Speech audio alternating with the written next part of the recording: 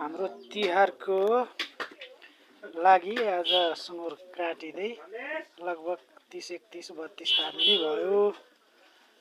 त काटिँदैछ टक्क।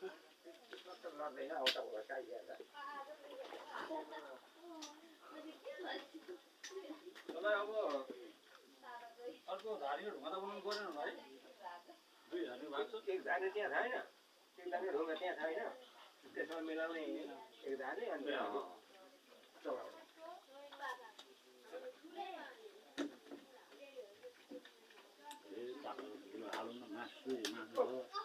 किट्यौँ हैन। यो दुधी धार्नेको भाग हुने भयो नि त। मध्येमा एक भाग घट्छ चाहिँ अलिअलि घट्छ तर बढी पनि जोया छ नि त।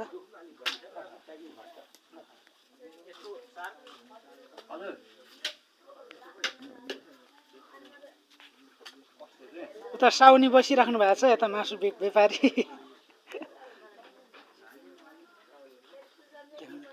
युट्युबमा लोड गरिदिनु पर्यो कि।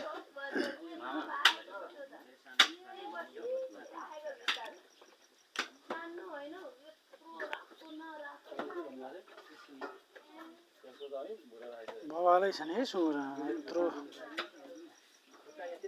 32 धार्ने भनेको त खत्रै हो नि त।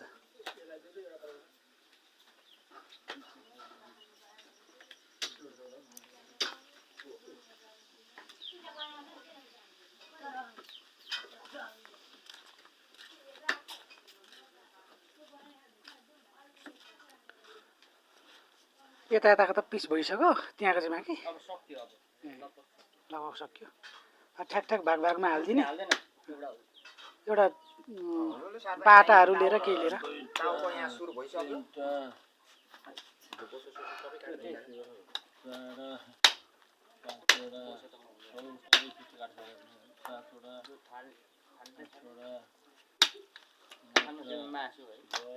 त्यसकै जिउको सबैले खाने भने भुत्लै खाइदिने।